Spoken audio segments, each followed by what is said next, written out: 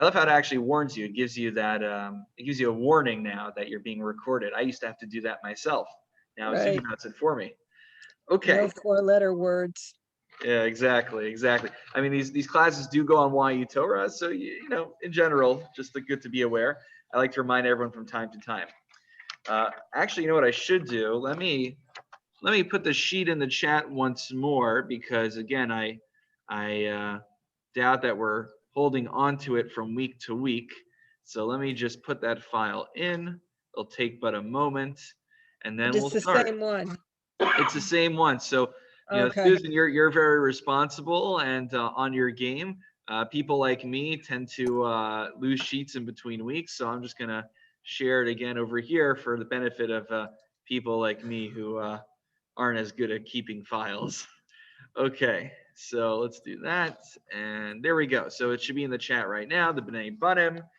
And let's begin. Okay, so we are in the 3 weeks of mourning. I shouldn't say it with such enthusiasm. We're in the 3 weeks of mourning, everyone. And one of the things that we can't do during the 3 weeks is, well, guys, how about you name things that you can't do during the 3 weeks? Let's name. Erwin has one. No. You say mourning, but it's not really mourning. It says ma'atin b'simcha. Well, actually, that's the beginning of. So Erwin quotes for us Misha Nichnas of Matin b'Simcha. And when the month of comes in, we minimize our Simcha. If that's 3 weeks, therefore it would apply to 3 weeks. Okay.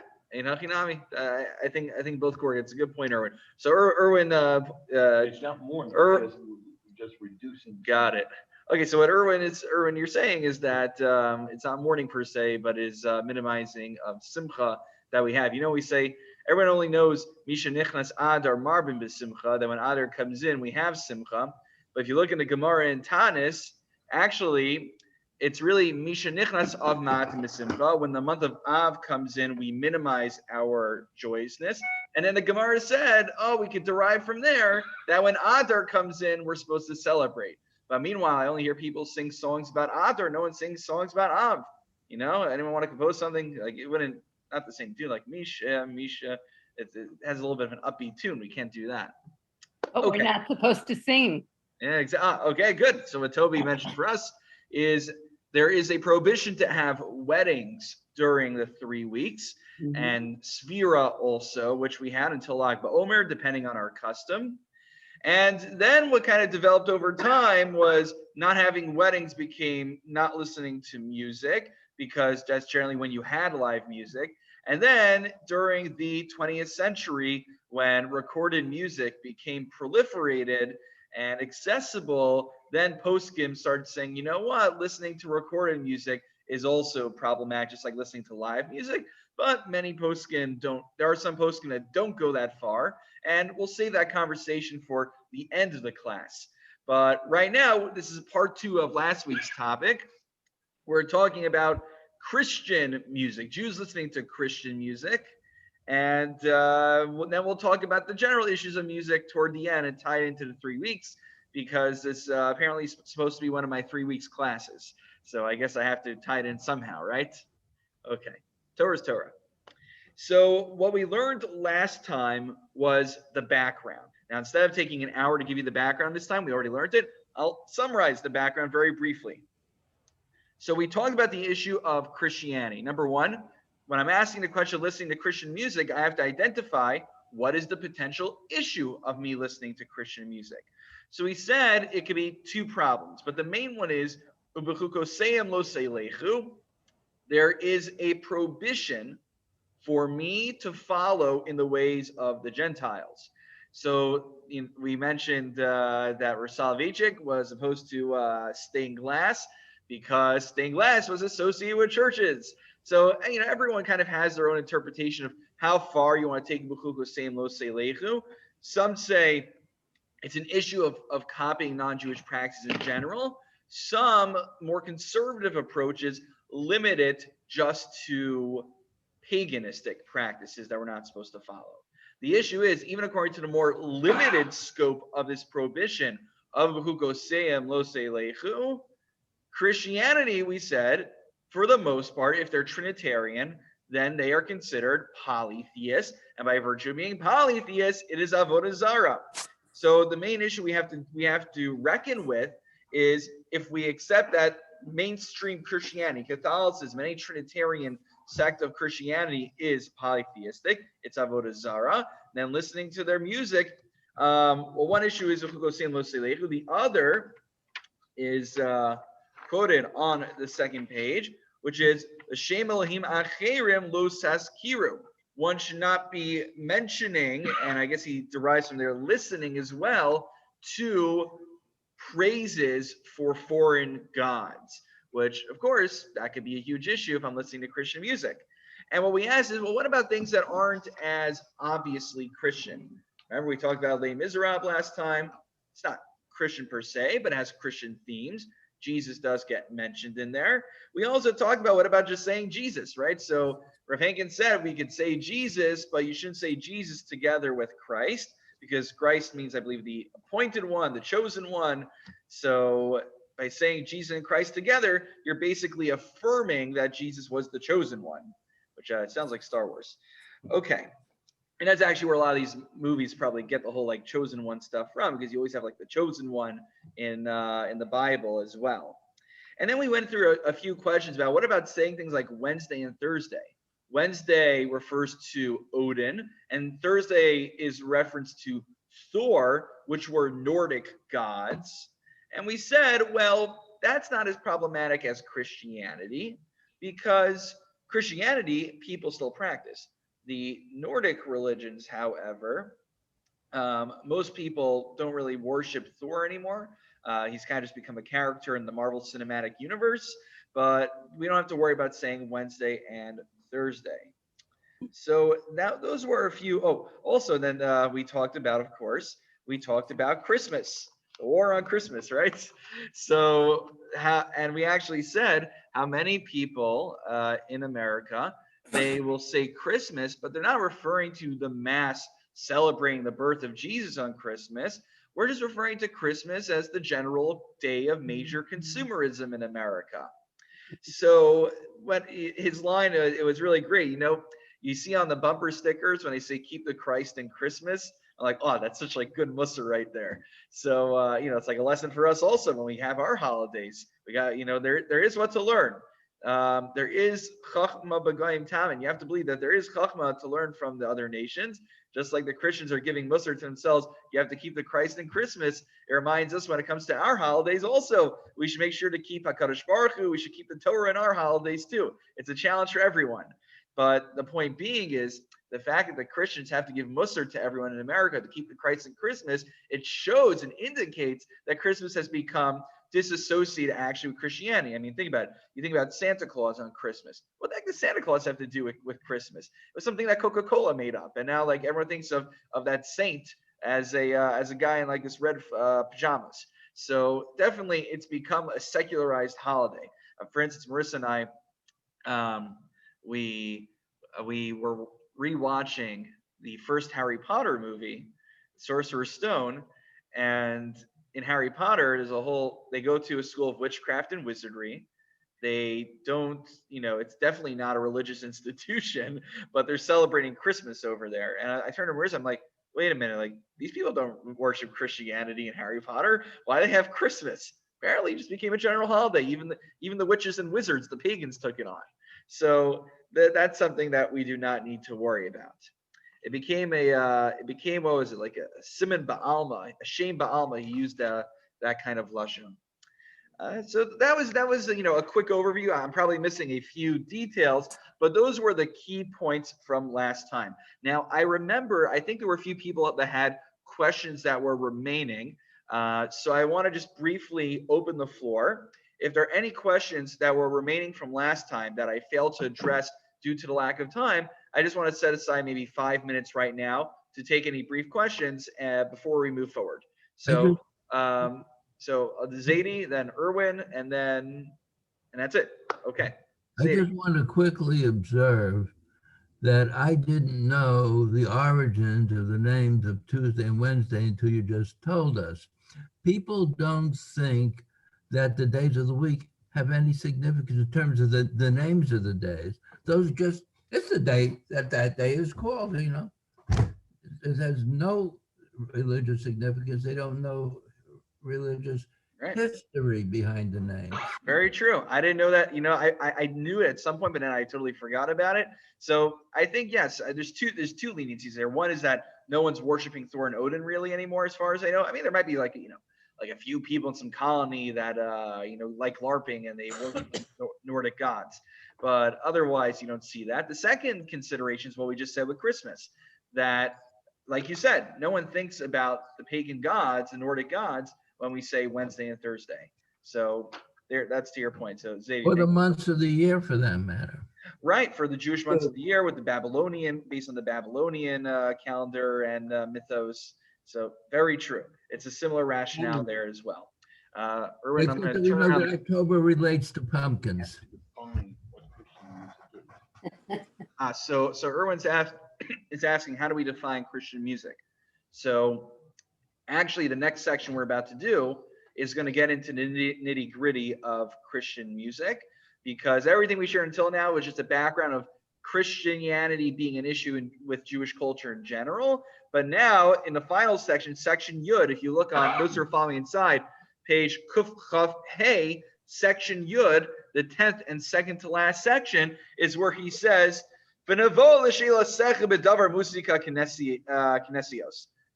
now, after going through 9 lengthy sections explaining what all the issues of Christianity are and how we mitigate them, finally, at the tail end of the tshuva, I'm going to address your question about Christianity, which, by the way, this is just an important thing. Again, I'm not an expert in shilos and tshuvos in response to literature, but in broad strokes, I've noticed that there are 2 kinds of tshuvos, 2 kinds of responsa. There's the kind where you'll see, very brief answers. Basically, kind of like what we'll do in our halacha Q&A WhatsApp group. Someone asks a question, and we'll give a rationale, but our goal is really just to provide a succinct, hopefully clear guidance to the question, almost in a vacuum. Whereas, tshuva like this, and you'll see this in many places, many tshuvas operate this way actually, that they'll take a question, but they'll use that question as a springboard to elaborate on the broader topic, on the broader sugya. So this is a great case study right here, where Rav Henkin took a question about Christian music. He spent 9 out of 11 sections of the tshuva talking about Christianity in broad strokes, about referring to days of the week, referring to Jesus, referring to Christmas, and then finally at the end, he gets to the actual question at hand. So it's not an abnormality. Many tshuvos operate this way, but just something to be aware of why this is happening. Okay, so let's do it. First, he quotes a very important tshuva of the Bach. And again, I encourage for those who are able to look inside, try to follow along inside if you can. But if you can't, that's also good. The looking inside, as I say, is bonus points. I will read and translate the important sections and elucidate them to the best of my ability. So the Bach on the 3rd line, most of what I'm doing is I underlined what I deem to be, at least the parts that I want to share. I can't claim what's important and what's not important. So I'll be skipping from underline to underline. So in the Bach, he says, Ein oser ela dafka ba'osen hanigunim shem yuchadim legoyim me'achshu chok la'avodah zarah. So the Bach's concern when it comes to non-Jewish music is if we're talking about music which is designated for non-Jewish worship, then we got an issue of chukas akum. Then we have an issue of imitating the ways of the non-Jews. However, so he quotes a Birchei Yosef on the next column, first paragraph, next column. Lefia nies daiti shirei hagoyim, non-Jewish music, va'afilu shirei ahava, even love songs.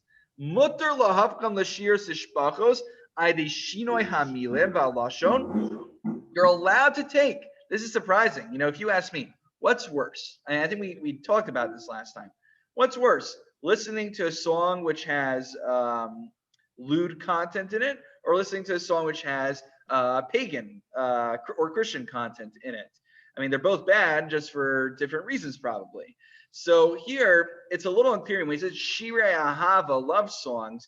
Maybe in like 21st century America, most love songs tend to take on a more lewd nature. Again, talking more recent kind of music. I can't, maybe some of what you guys grew up with wasn't the case, but maybe when he says Shirei Ahava, he doesn't mean something that's lewd per se, but just like a general love song that's written, not like Shir Shirim. So he says this is something that we see people doing already. Masha ein kain minaginos hamiyuchados la'avodah zara garut fei. Whereas music, which is designated for idol worship, garut fei, is worse than Shirei Ahava, is worse than a love song. And however, he says, you would actually be able to adapt Shirei Ahava, love songs, into Jewish music if you would like to do so.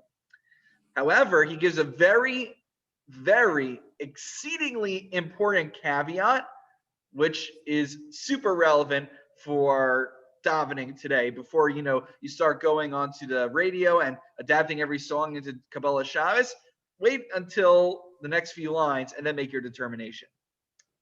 V'rak shirei goyim, afilu einam shirei agavim, v'afilu shirei am every ma'asor la'asosim and ginos l'tfila. Even if the content, even the song you're taking from is completely clean, no problematic content at all. But if what you do is you then take that song and you transmute it into a prayer, into the liturgy that we daven with in shul, if when I get up there and I sing with that tune, everyone in the congregation is like, oh, I know that tune. And then what's going to happen? They're no longer going to be thinking about the words, not going to be thinking about lichadodi anymore, about welcoming in the Shabbos bride. They're going to be thinking about welcoming in the bride in that love song from the original song that it was adapted from. And then that's what they're going to be thinking about b'shas hatfila during davening. So important caveat, even if the music itself is completely clean and there's no issue with inherently with the source itself, there's an additional concern, which is, again, and this gets to the core of it, why do we sing tunes during davening? I would think, now, there's nothing wrong with us enjoying the tunes that we sing. But ultimately, the goal of the tunes is for us to bring kavod to Hashem and to help us have kavana and proper devotion and intent while davening those words. But if we use a tune, which not only doesn't help me with my kavana, but actually accomplishes the opposite and distracts me and just makes me think about the songs on the radio instead of thinking about Hashem right in front of me now, then we really yatsa skar be'ev sedo. And that could be a great tune. It can fit with the words nicely, but we've really not accomplished the goal of what davening is supposed to be. So that's what he's quoting from the Berchiyot. Susan, you had something? No, I just agree. Oh, okay. Does anyone disagree? That's the question. It's I hard to mean, make if you know what other associations are, I find it problematic. Right. So does anyone, any brave soul, want to mount a counter argument against this? Yeah, I know it'd be very fraught to try that. I can't think of a good counter argument, but just for sake of intellectual honesty and integrity, I always like to open the floor in case someone wants to give a shot at it. But it looks like there's a shtika koda, silence is consent. So it looks like we're all admitting to this here. Okay. Now, what I want to so then he says, Umasha Asr, going to the next paragraph, actually right before the underline. Umasha Asr nigunim shem yuchadim la'avodah zara hainu sug shel muzika shekunu knesios kemo holchan ha-Gregory. What is that? Pope Gregory? Gregorian, I believe it's Gregorian chant. Gregorian chant, okay. So for those who've ever heard Gregorian chant, just like a very solemn, operatic kind of singing. And I actually remember. I don't know that they're operatic. Oh, I guess I'm not sure exactly how to define it per se. They're a lot more subdued. Right. Yeah. Very, very subdued choral music. I don't have the right vocabulary to define it. But what was really funny was I was on YouTube one time. Don't ask me how I came by this. There was a Gregorian chant, Stairway to Heaven. Stairway to Heaven performed by a Gregorian chant style choir. It was very interesting. I haven't seen it in a while, but I'm sure if you were to search it on YouTube, you would find it. And whether it's mutter to listen to, I'll let you draw your own conclusions. So, okay, that's like the funnest part of this tshuva is all the transliterations or allusions to concepts. And you have to like think about it for a second, like what's it referring to? Oh, Gregorian chant. Okay. This next source is one of the most critical. I know I've been saying this a lot recently, but this source is not just quoted by Rav Henkin. This source, the Bach-Holz is not just quoted by Rav Henkin, but this source we're about to learn is perhaps one of the most critical sources when it comes to the question of Judaism and Christianity, going into churches, adapting Christian or non-Jewish music. And we're about to look at, I don't really know a lot about this sefer, but it's called a Shaz Tshuvos Krach Shel Romi. It's Shaz Tshuvos, seemingly about the Roman Jewish community, the Italian Jewish community that lived in Rome. And you can imagine if you're a Jew in Italy living in Rome, what's, the big question that you're going to be dealing with is Christianity. You got the Vatican right over there. You're in the heart of Catholicism. And so, as you can imagine, they are going to have to really reckon with the Christian culture that they find themselves in. And so this source is so important because he doesn't only mount a defense against those who would accuse him of adapting Christian music, but he actually is going to say there's an imperative, a mitzvah to copy the Christians. That's how crazy this is going to be. So he says, skipping to the next underline, so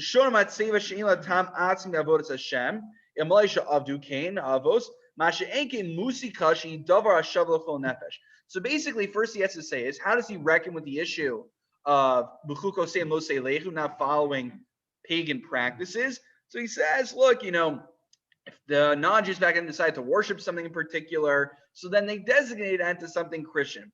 But music is something that transcends pagan, Jewish. Music is something that speaks to the soul of every human being. And he cites actually the Mor Nevuchim, where he says,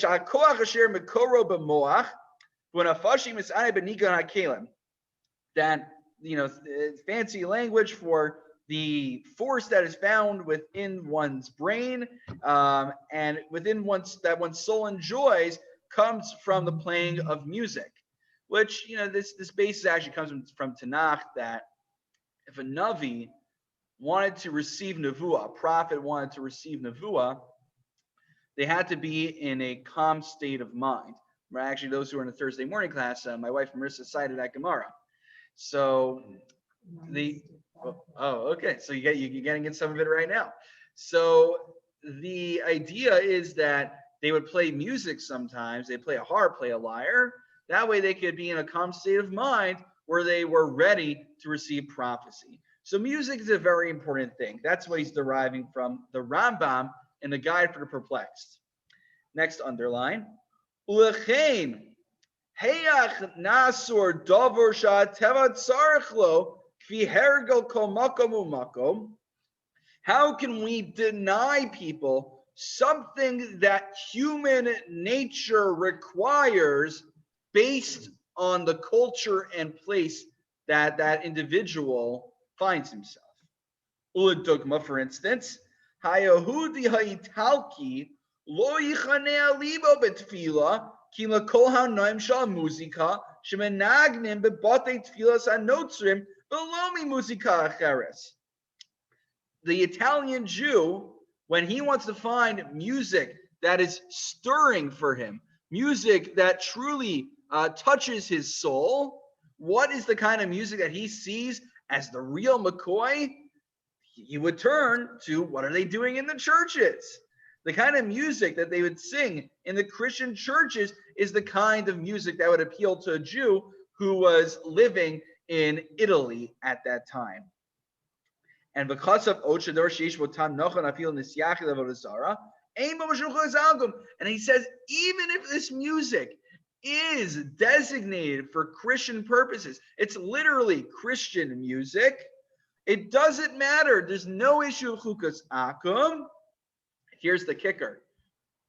Ushem mitzvah leilech b'darchehem k'dei lahader batei chnesio shalanu. Not only is it mutter, is it permissible, but there is a mitzvah to follow in the ways of the Goyim here and to beautify our shuls based on what we see the Goyim doing around us. Wow. I don't know if we appreciate that. Like, that is a complete 180 from everything we've seen. Right. Not, some people you can imagine will do some apologetics and say, oh, look, it's not that Christian. We're not really thinking about Christianity when we do. We're doing for a good cause. Okay. Yesham alismo. We could have benefit of the doubt. Excuse me. But here, he's not only saying it's mutter, but he's like, we're doing a mitzvah as well. It's like one time I gave a shiur. I spoke 3 years ago. Yeah, I think 3 years ago. Marissa and I were in West Orange for Shavuos. So I spoke at one of the shuls there. And I gave a shiur in between Mincha Mariv on showering on Yom Tov. And so I came out saying that not only is it mutter to shower, on Yom Tov and Simchas Torah, but actually there's a mitzvah to shower on there as well, because of Kavod HaBrios, because the guy sitting next to you in shul, why should you cause everyone to kill over when it's next to you? So I made a whole argument that there's not only mutter to take a shower, but there's a mitzvah to take a shower on Yom Tov. So that's kind of like what he's doing over here. He's not just saying it's mutter, but he's going on the offensive. He's saying it's a mitzvah as well. So what do we make of that? I'm fine with it. That's real Okay. assimilation. So Irwin says that Rabbi Trash did the same thing over here, apparently. So apparently it won't be my chiddush to say that's mutter to shower with hot water. Did you say with hot water? Okay. All right. Rabbi Trash beat me to it. Don't worry, guys. I'll find you some other kulas. We'll work on davening, right? Okay. Anyway. Okay. So that's a surprising source. And this Krank Shel Romi, by the way, I think maybe Susan and some others brought up last time about entering into a church. Susan, I got your email after shiur about how that's relevant to our community. So shkoach. And this tshuva, I believe the same tshuva is important because they didn't have radios back then. They didn't have any MP3s or iPods or ways to record anything. How do you think they listened to the Christian music? They went in. There. Exactly. Or they were. Exactly. They had to actually go into the church itself in order to hear music. Or they heard choirs outside or something, but. All right, we could be down in Kafskos. However, they admit it themselves. He actually says in the Shuva, I'm not seeing it where it is over here, but I remember it when I was reading it, he did bring it up, that they sat behind a curtain or mechitza, or maybe they're up on the balcony somewhere, kind of like hiding away. So, they wouldn't see all the rabbis crowding in listening to the Christian service, but close enough that they were able to hear. So maybe they were like right outside the window, but basically it would seem that they actually entered the church in order to learn Christian music, which, like, imagine that. Imagine a rabbi not only going to a church, but then staying in for the service saying, I want to pick up some like, something from your liturgy that we could bring back to our shul. I've got a great story for you about that another time. Oh, okay. Okay. I'm looking forward to it, Susan. Okay. Oh, and so part of his argument is he quotes a Shut HaRashbash on the bottom, that Sheba Artzos HaYishma'elim, because his point right now is, his argument is as follows. His argument is that where do we learn kavod from? You ever wonder that? Like, how do I know that it's respectful for me to wear a suit jacket to a formal event? Where do I learn that from? Because society does that. I see in American society, people wear suit jackets for formal events. In Israel, people will get married. A man will get married many times. He won't even be wearing a suit jacket, and certainly not a tie. So it's all culturally based. And he says, turn to the page.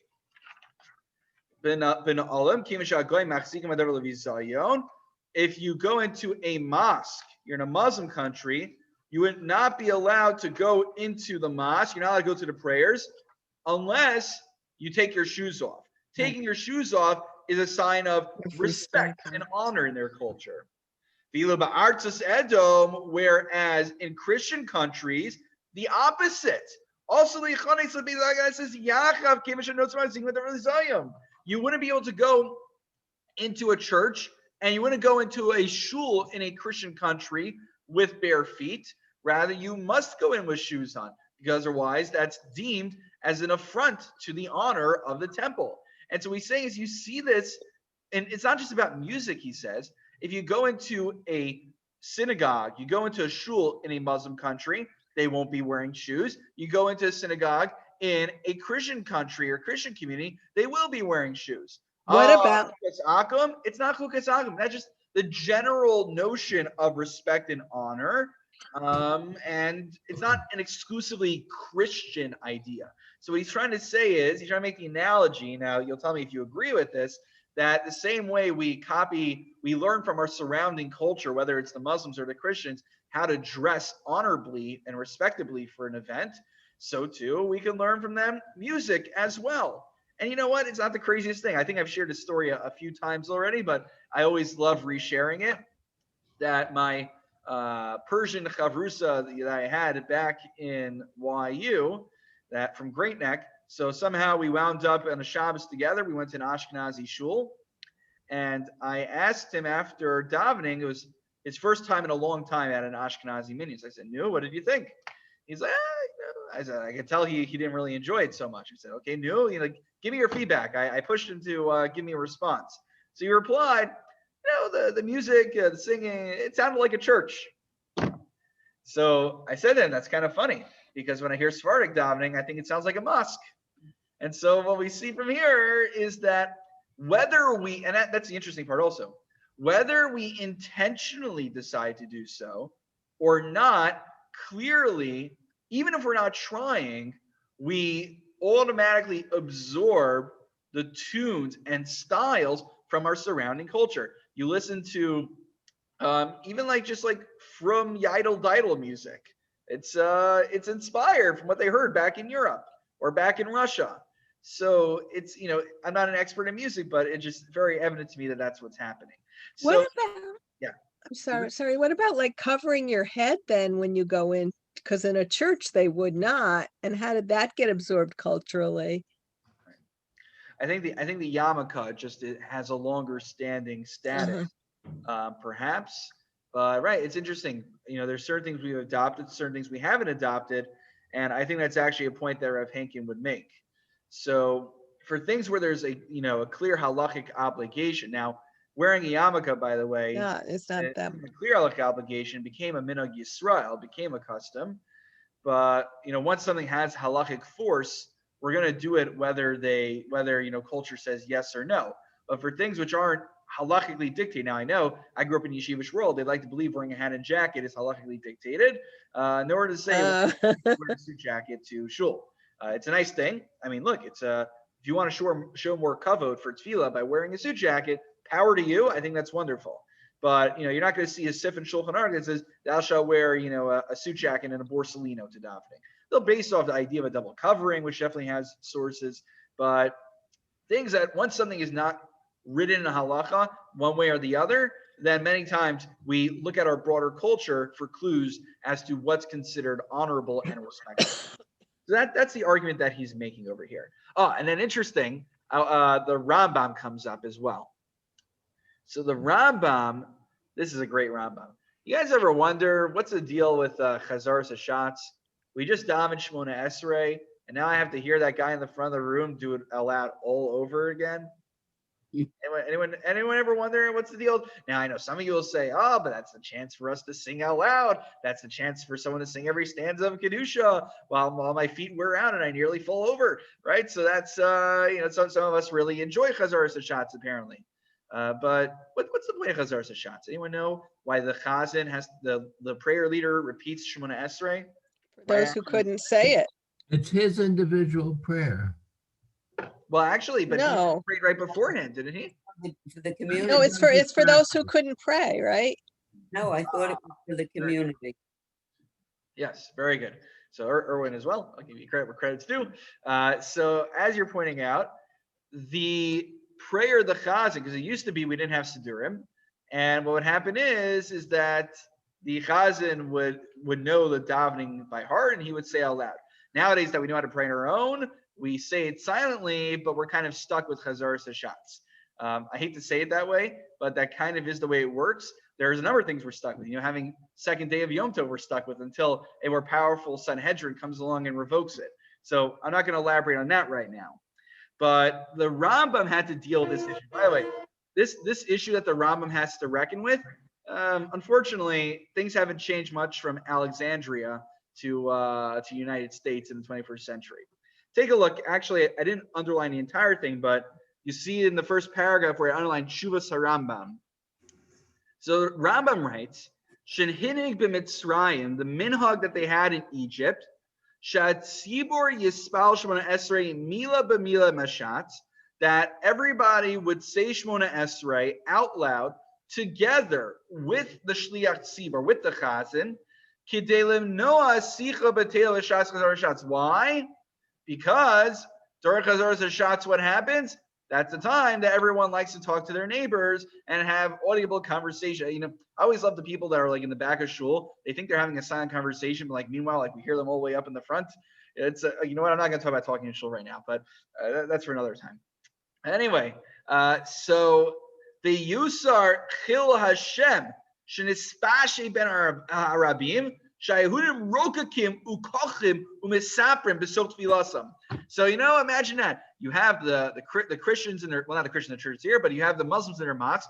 They come into the mosque, they do all their bowing down, their prostrations, and they do whatever they do in their mosque. I'm not really an expert on what Islamic services look like per se, but then they see what the Jewish service looks like. Imagine, right? You're a Muslim, you're a Christian, you walk in a Jewish service, you just want to get a sense, what does davening look like at a typical shul? So you see Harry and Barry over there schmoozing. You see Marley and okay, I don't want to start using names. I'm actually going to use one of your names. But you see you see Rachel and Leah in the back of the women's section talking about their grandchildren, and then you see a few people run out of shul right as the rabbi's about to talk, and they start drinking alcohol in the Kiddush Club together. So, imagine you're a non-Jew, you come to shul one day, and you just want to see what's going on. What's everyone doing in the lobby over there? What are those people doing? Why is that guy reading a newspaper while they're laning? So the Rambam was very keenly aware of the bad press the Jewish people were getting, that Muslim people wanted to see what it was all about. Judaism, and maybe there's something to it. Let me explore. And then they see this entire scene when they come into davening, and he's like, oh boy. And so obviously you can't eliminate all of davening, right? You would think, let me get rid of all of davening. That way there won't be, if there's no davening, there can't be talking during davening. But obviously that's not happening. So what did he do? He said, well, let's see what we can play around with during davening to minimize downtime and minimize, because apparently, look, because there's a shot, it's a very difficult time. It's downtime basically. And what we need to do is figure out how do we mitigate all this downtime that is not participatory and people get bored at. So the suggestion he gave was better that everyone just say Shemona Esrei together with the Chazan, no more silent Amida and then Chazan's repetition, just put it all in one. We'd rather do that rather than keep Chazaras Hashatz, but have people schmoozing the entire time. Which of course was a b'diavad situation. Many people don't pass like the Rambam today. What we actually do is, when I led a program, REA Adventures, 2 summers ago with Marissa, we were the rabbinic couple on it. So of course, as the rabbi, one of my responsibilities was making sure davening was all in order. So I actually, by default, every mincha we did Heichi Kedusha. We had the chazan just say the first bracha, second bracha, third bracha out loud, and everyone else silent afterwards. That's not ideal, but why did I do it? The Aruch HaShulchan says that if people are just going to be talking the whole time during Chazaras Hashatz, and they're not going to be answering, it's important. You need 10 men answering amen to each and every bracha. If you don't have that, then it might be a bracha levatala. That's very important. It could be a bracha in vain if you don't have enough people answering amen to the bracha. So I said look, the Aruch HaShulchan said, let's cut our losses, do an abridged version of Chazaras Hashatz in order to save on that. Now, okay, enough of my ranting about tefillah. Why did we bring this all in? Because he says we see that there actually is a consideration, not just for beautifying our own prayer, but we have to be asking ourselves, what are the folks at St. Bridget's across the street going to be thinking when they walk into our services? That's something that we need to take into account, he says, based on the Rambam. So nowadays, it's not about the Muslims per se. We live in a predominantly Christian country, but in a Christian country, we should be concerned that we don't cause a chil Hashem, a desecration of God's name, not only among the Jewish people, but it's also among the people who are observing Judaism as well. We should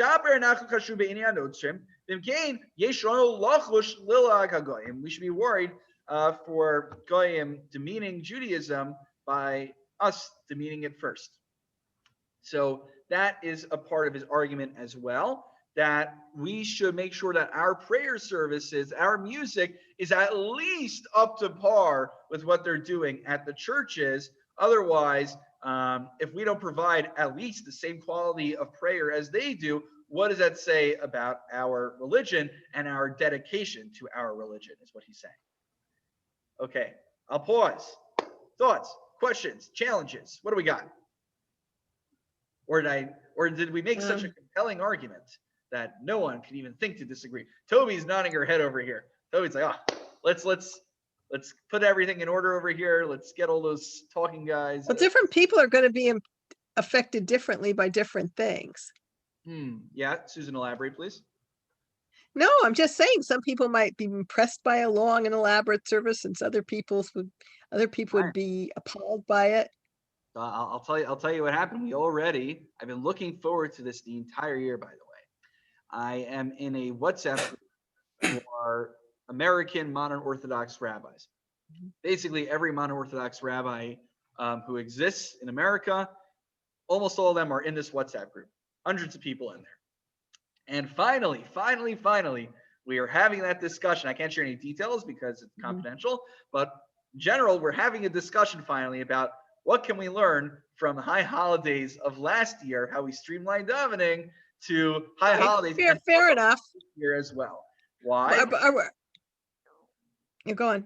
Yeah, because the question is, some people enjoy 5 hours of chazanas. Contrary to popular opinion, most people don't. And actually, this is something I shared with our chazanim last year. We were debating which piyutim leave in, which ones leave out. And I think you guys know where I end up on that spectrum. But I just wanted to explain. I said I led Shacharis on both days of Rosh Hashanah last year, and I led Yom Kippur. I led davening for one of the Yom Kippur minyanim as well. So I said, look, we enjoy davening. That's why we're Baalei Tefillah. That's why we lead davening. Most people don't enjoy hearing our voice as much as we enjoy hearing our own voices, and that goes for sermons also, of course. It's a very important thing to keep in mind that, how many people actually are enjoying, how many people are not. And it's not just about enjoying, but benefiting as well. I mean, if I sit through 6 hours of davening Shabbos morning, am I really going to have more kavanah than I would if it was a 2-hour service? I think there's a point of diminishing returns where just like, it's so long, I can only have kavanah for so long. Right. But you need to have something. Sometimes people need to be drawn in, at least to some extent. I'm not saying, Absolutely. But your point well taken. Different things appeal to different people. And we have to really gauge that as well. And I just have to ask this. Are we going to get to the recorded music thing tonight, or yes, no? God willing, we're almost at the end of this. No, because I was just curious. You know what? Let me wrap this up and then we'll get to the recorded music. I wasn't trying to push you off. Oh, no, Susan, I very much appreciate it because I made a promise and you're holding me to it. So I appreciate that. Can I say something in here? Sure, but briefly if possible. Of course. I find myself conflicted between wanting to have quiet, serious davening where I concentrate on the words that I'm saying, on the one hand, and on the other hand, the spiritual feeling that you get from singing. Right. So what my grandfather, I think, Zay, what you're pointing out is that, kavanah, it's not a dichotomy of either I'm singing with kavanah or I'm speaking through and mumbling the words without kavanah. Sometimes kavanah has nothing to do with singing. It happens to do with giving me more than 2.5 minutes to daven Shemona Esrei. That way I can actually think about what I'm praying. And arguably, many times, if sometimes the tune itself might be a purely Jewish tune, whatever that means. But if sometimes, imagine, I think more about the tune than the lyrics, the contents of the tune itself. Music doesn't have inherent kedusha. I'll say it again. Music does not have any inherent kedusha, has no holiness to it. The words, the psukim, the prayers that we say to God is what has the kedusha, and the music is the Eichi Timsa. It's instrumental. Yeah, that was good. It's instrumental for helping us with our kavana. But the ikars are kavanah for God. So the music doesn't even have to be Christian music or non-Jewish music to be distracting. If the tune itself starts distracting from the content of the words itself, or if I don't even know what the contents of the words are themselves, then we have to ask ourselves, is the music really aiding our tefillah, or are we using the tefillah in order to create a musical concert? So that's something to think about as well. And again, But there are people who don't know what the words mean. I mean, we have members who can't even read Hebrew. That's why we have art scrolls. And yeah, right. And so, in a sense, music is tefillah because it is expressing those feelings and helping them with their kavanah. Absolutely. If the music, again, I don't mean you have to know every single word, but what we should know is like the general idea of what we are praying. So, when I daven, I mean, okay, I guess Shema is not a good example. Shema, I might have to know the actual words. But in general, like when I'm saying certain prayers to Hashem, like Sim Shalom, I don't have to know every word in Sim Shalom. I should know that it's a prayer for peace. And so when I sing Sim Shalom, Tova, Uvracha, fun tune, right? So I don't mean that someone should be trying to like breaking their teeth over understanding all the Hebrew words. But just know that when you're singing that, have in mind, I'm praying to Hashem for peace. I think that already speaks volumes. But I just think Sim Shalom, and I couldn't tell you if it's a prayer for peace or if it's a prayer on potatoes, then we have to question what the point of the tune is. That's what I mean. But I definitely don't want to diminish the prayer experience for anybody. That's not my intention. Okay, but let's get the end of this shuva, Susan, so that way we could actually get to the point that you're reminding me about. Okay. I mean, basically, this, I don't think we're going to elaborate that much more on it. Rav Hankin does elaborate on it. Rav Hankin takes issue with this tshuva. We're not going to go through all the details right now. I mean, for his main issue is like, okay, I'm willing to buy the fact that you're going to be melamed schus. What's melamed schus? I'm going to give benefit of the doubt. Maybe, after, it's like we have the 9 days coming up. Remember, that was one of our first shiurim that we learned together because I came during the summer. So remember, we said, look, maybe I could give like a limud schus or people who try to schedule siyumim during the 9 days so they can eat meat. Maybe it increases more Torah or havas chinam. But again, it's a limud schus. It's benefit of the doubt. No one will tell you there's a mitzvah to deliberately make a seam so you can eat fleshig, so you can eat meat during the 9 days. So Rav Hankin's saying is, look, I'm willing to buy the fact, maybe, we could find a heter for what you're doing. But to turn into an imperative and make it into a mitzvah, that I'm not willing to buy. He says in the top paragraph in page Kuf Chavav, the Avshar Shebe'ir Roma be'emes nagu came b'batei knesses, come up b'mixas artzos, yishal chapetz lehem schus. Look, we could find merit to what they're doing. We could find a way to defend it. It's not indefensible. Aval tamua lemor shemitzvah laleches b'darchim eleh. But you're gonna then tell me that not only is it there an avera to follow the ways of the goyim, but there's a mitzvah to do it. That's too far for me to accept. And I'm not going to start questioning Rav Hankin's background. Rav Hankin did move to Israel, where I guess Christianity does have less of an influence, but he did come from our hemisphere, where Christianity does. So it's you'll find, I think, that Sephardim, for instance, or people who live in the Middle East are more sympathetic to Muslim religion in certain regards, because that's what they lived amongst. And Ashkenazim who live among the Christians will naturally be more sympathetic toward introducing Christian innovations. It's interesting to see, is Rav Hankin considered like unbiased because he lives in both worlds, or is he biased because he moved into the Middle East, to the Israel? I don't know. Maybe there is no bias. I shouldn't assume that. Okay. Now let's see. Okay, so I'm just going to quickly summarize. The underline on the bottom of the page talks about Rei Migdolei HaChacham Shayu Holchem B'Knesset HaNotzerim Me'achri HaPargod B'Mei Chagam L'Slamehem Osu HaKol HaMuchna HaMeshaber HaLeva Yimsad Me'osu HaKol Kadishim Kedusha Stav Pella. So the Rapella. So they would that's the quote over there from the Krak Shel Romi in the where it says that these rabbis came into the church and they sat behind a curtain or mechitza or something in order to prevent themselves from being seen, but in order to pick up on the Christian tunes. Turn to page Kuchav Zayin, the final page. He writes, now we're going to look at the paragraph that I bracketed off, the second paragraph on the page, and we'll conclude with that. So here's his conclusion.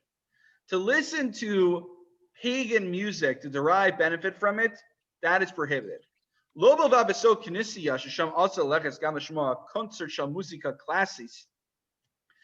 so there's one issue, which is there could be a non-Christian concert, but if a non-Christian concert, like just a general classical music concert with no Christian content, if that takes place inside a church, well, I can't go there because it's a church. And also, we have to,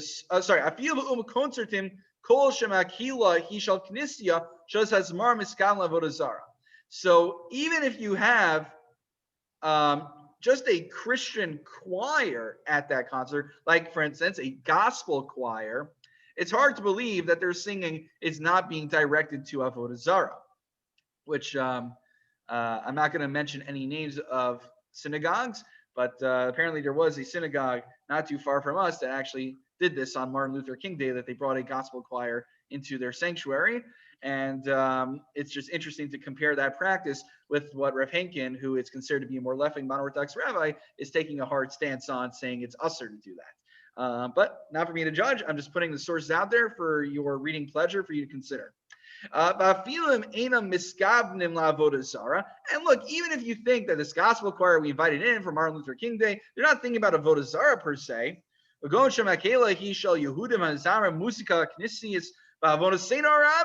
it could be a Jewish choir, but they're singing Christian stuff. No sing cover the Avodah Zarah. What's another issue? It could be a non-Christian concert, but it's taking place in the church itself. We have an additional concern of giving consideration and giving respect and honor to the church itself. And then he says, where do we see this? What's that word? Anyone see it? Gospel music. Therefore, that's the funnest part of the tshuva, is the transliterations. So therefore, one cannot listen to to gospel music, even outside of the church context. Sorry, gentlemen, just 1 minute. Let my people go. And then finally, this is what we talked about last time. What's that word? Come on, we said it last time. Handel's Messiah. If someone wants to listen to Handel's Messiah,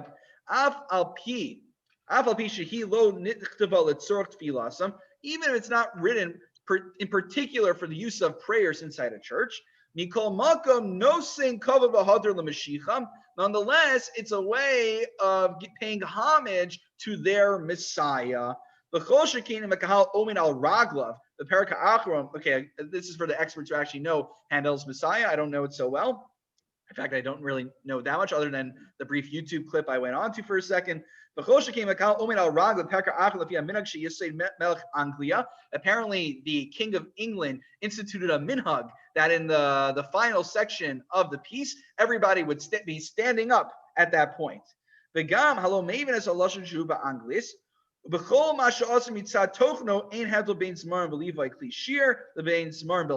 there's no difference whether it's accompanied with instruments or whether it's just sung vocally. And so Rav Henkin says he seems to think that there's no heter for listening to the Christian music within a church or in a church context. However, he says it's possible that it's about Lincoln Center.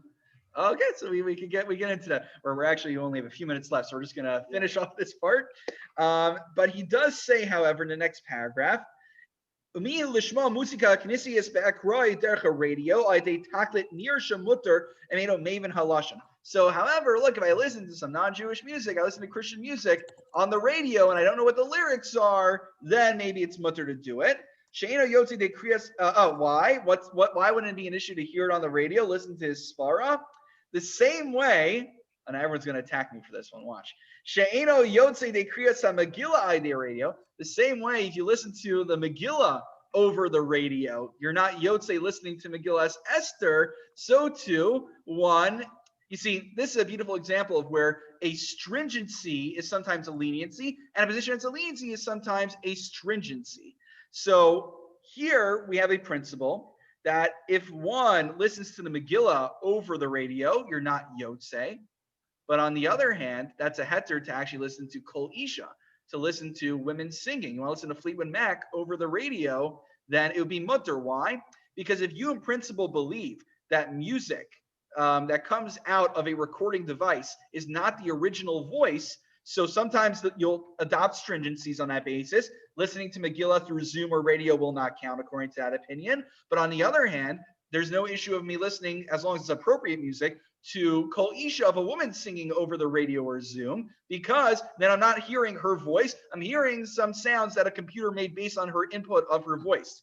So to over here, maybe you're not actually listening to the Christian music, you're listening to it through the radio, through recording, and maybe Yisham Li Lismoch, there is to what to rely on in a case like this. So that's just like another beautiful example there. One last thing I want to show you is if actually you turn a few pages back, you turn to Kuf Chaf Hey. So what about rock music? What about classic rock? What about country music? Forget about rap music. Rap music is just like Ruba de Ruba of it is already usher to, pretty much usher to listen to just based on the content in there. And don't test me on it. Don't try it. But what about something like rock and country music? So if you look, actually, there's a footnote over here on the bottom of page Kuf Chaf Hey. Now this is really relevant for the 3 weeks because again, there's a band called AK Pella. They took all the non-Jewish music, their Nashma Nami Nadavs, and they took all the Christian music and they took their tunes and they replaced it with Jewish lyrics. Can I do that? So he says, you take psukim and divrei chazal, words of our rabbis, of our sages from the Gemara, from the Midrashim, and you turn it to la musica rock, the country. That's rock and country music. Even if you're not doing it during davening, in ikar inyana lemagina v'lo lamila mevim ra lemagina v'lo lamila mevim ra laolam k'mo she'amar Seches Sanhedrin legabe akori pasuk mishir shirim v'oso so kimin zemer. So this actually we talked about Pesach time. We said that someone takes psukim from Shir Shirim or maybe even from the entire Torah, and I turn it into music just for fun, then I'm being over an Isser. I'm violating a prohibition there. So if I want to take non-Jewish tunes, rock and country tunes, and use Jewish lyrics, he says it's defiling the actual psukim themselves, because the psukim.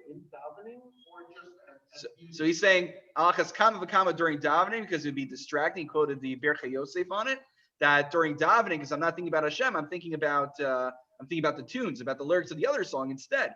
But even just to listen, even just to make the music of my own is problematic. So there you go. So yeah. Yeah. Yeah. Used to use like the music of Simon Garfunkel. Oh, Simon and Garfunkel were Jewish. Oh. I always, right. Well, yeah, there's actually mentionings of Jesus in their lyrics. Right. Joe DiMaggio and yeah. Right, Cecilia. Yeah. Or something like that. I mean, but you get songs like Bridge, right? You get Bridge Over Troubled Water. I never heard anything more beautiful than that. So it's true. It's true. So we have 1 minute left, so let's just conclude. So what about the 3 weeks?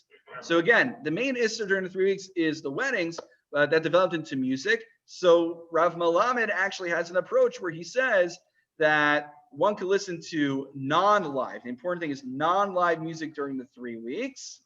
But it should be more of a somber nature. It should be more, at least not of a joyous, upbeat, happy nature. It shouldn't be Misha Nichnas Sa'at or Marvin B'Simcha, but it should be Misha Nichnas of Ma'atin B'Simcha. And so one can actually listen, according to Ram Malamed, to recorded music. This is all separate shir. One can listen to recorded music, even recorded instruments, but it should take on a more somber nature during the 3 weeks. And for someone like me who listens to heavy metal music, I wrote an article about it. It's not really an issue.